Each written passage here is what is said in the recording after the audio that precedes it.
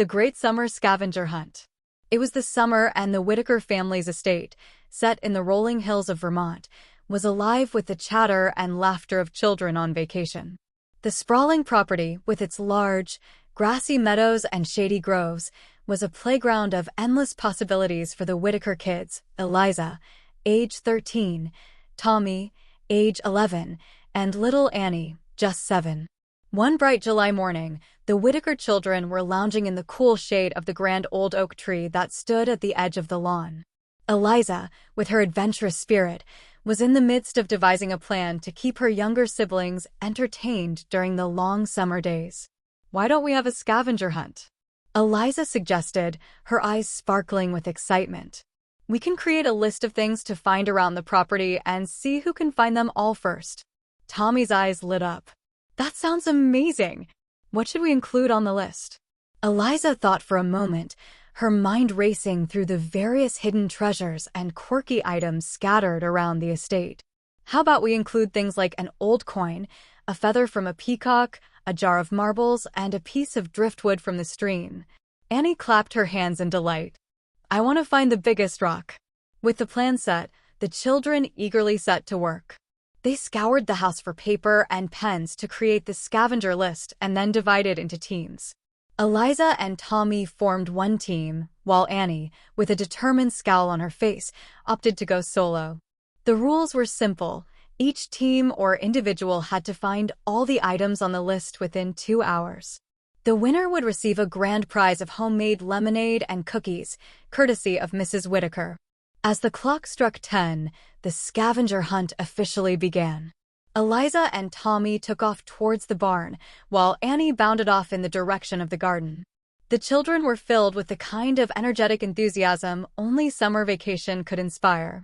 Eliza and Tommy's first stop was the old barn, which was filled with relics of the past. Dusty farming tools, wooden barrels, and ancient sacks of grain were strewn about. Eliza quickly spotted a rusty old box in a corner and hoped it might contain the elusive old coin. Tommy was more interested in a pile of old newspapers stacked high. "I'll check the box," Eliza said, prying it open. Inside, they found a collection of antique buttons, a few old letters, and a rather large spider that made Tommy squeal. "Let's move on," Tommy said, looking a bit pale. They decided to check the barn loft, a dusty, cobwebbed space that seemed promising. Meanwhile, Annie had made her way to the garden. She was on a mission to find the largest rock, which she planned to proudly display on the stone wall by the garden gate. As she was rummaging through the flower beds, she discovered a small, tin box buried beneath the soil. Her little hands eagerly pried it open, revealing a collection of old marbles. Annie's eyes widened with excitement. "Mommy's going to love these," she thought, tucking the tin box into her basket. After thoroughly searching the garden, Annie decided to check the creek, hoping to find the piece of driftwood on her list. As she waded into the cool water, she noticed a beautifully twisted piece of driftwood lodged between some rocks. "Perfect," she exclaimed, carefully retrieving it and adding it to her basket. Back at the barn, Eliza and Tommy were having no such luck. The loft yielded only dusty old trunks and a few curious rodents. As they were about to give up, Tommy spotted something glinting behind a stack of old hay bales. "It looks like a coin," he said, digging it out. Sure enough, it was a tarnished old coin, likely from many decades prior. Eliza cheered. 1 down, 3 to go. With renewed energy, the two siblings dashed towards the garden to check on their competition. They were momentarily distracted by Annie's proud display of the driftwood, but quickly refocused on their mission. As they continued their search, Eliza and Tommy decided to check the attic, which had always been a bit of a mystery. The dusty, wooden steps creaked ominously as they climbed. The attic was filled with old furniture draped in white sheets, stacks of forgotten books, and a multitude of curiosities. "Look at this," Tommy called out, holding up a feather that had fallen from an old hat box. It was an elegant peacock feather, just as they had hoped.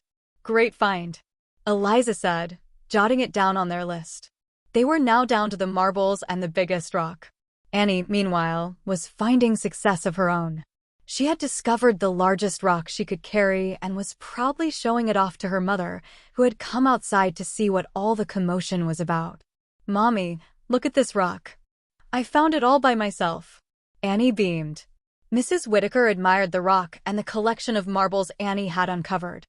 "Well done, sweetheart. You're doing great." With the scavenger hunt drawing to a close, Eliza and Tommy were closing in on their final item, the jar of marbles. They scoured the barn and the garden, but had no luck. Just as they were about to give up, Eliza noticed a familiar glint in the garden shed. "Tommy, look," she said, pointing to an old, dusty jar on a shelf. They carefully opened it to find a large collection of marbles inside. With the list complete, they hurried back to the house, only to find Annie already there, proudly displaying her finds. The clock struck noon, and Mrs. Whitaker declared the scavenger hunt officially over.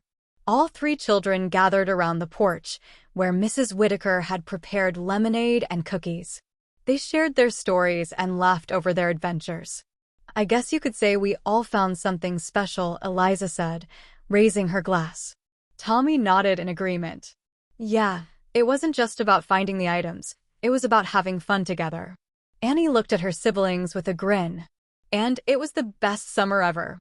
As they enjoyed their refreshments and recounted their escapades, the Whitaker siblings realized that the real treasure wasn't the items they had found, but the memories they had made together. The Great Summer Scavenger Hunt of 1906 became a cherished family story, recounted with laughter and fondness for years to come.